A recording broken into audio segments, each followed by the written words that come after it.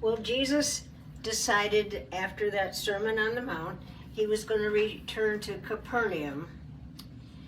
And, but a lot of people were following him. And he even healed a man with leprosy. And so he's on his way back to Capernaum. And the people there heard he was coming, so they're all out in the street. And they're waiting to greet Jesus. Now, remember I said that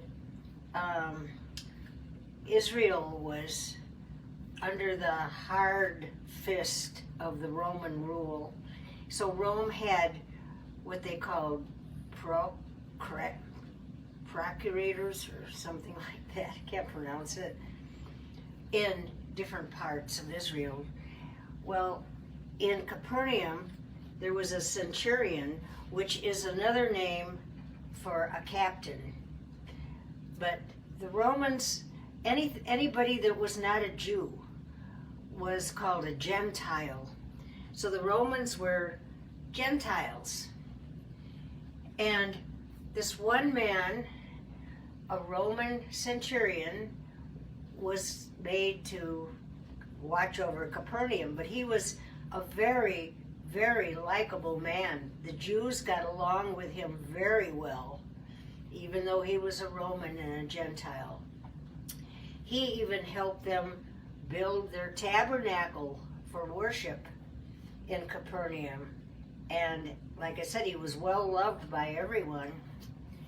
Well, he also heard that Jesus was coming back into Capernaum. And but there was such a terrible mob, but he knew how the Jews felt about the Romans, because those stinking old, what do you call them, Pharisees, again, they were so arrogant and snooty, like they were the only ones God ever cared about. And it made him feel very unworthy, and he didn't like them anyway, the Pharisees. So, but he did take a tremendous interest in Jesus and loved people and helping the Jewish people.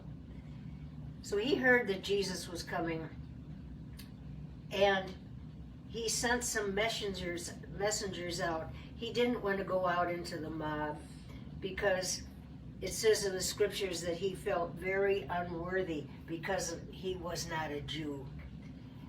And so he sent some messengers out instead. He had a servant at his house who was very sick. And it says he really loved his servant. This man was dying though, and he wanted so much for his servant to get well. So he sent out some messengers to ask Jesus something, but he sent them with a note. And I have the note here because it's in the scriptures, and this is what he wrote. And the men handed this note to Jesus from the Roman centurion. And here's what the Roman centurion wrote. Lord, do not trouble yourself to come into my home, for I'm not worthy to receive so great a man under my roof.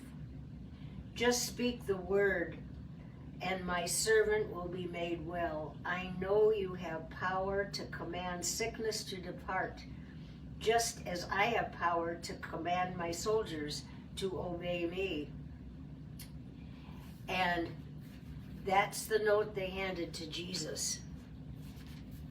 And he read that, and he was greatly moved by the centurion's faith and love. And he told the servants to go home and tell the centurion that his servant has been made well. And Jesus, before they went home, they went home, this is what Jesus said to the servants after they read this note to Jesus. Jesus said, nowhere among the Jews have I found such great faith in me as this Gentile captain has shown. And then he told them to go home. His servants had been healed. So he's even stacking this Centurion up against all the Jews that are following him. He said, I haven't found so great faith as this one. And he's a Gentile. So Jesus healed him too. I think these are just wonderful stories about the tremendous love Christ has for everyone. If we put our faith in him, no matter who we are, what we've done, he looks to the heart. Okay, I'm done with this one now. Bye-bye.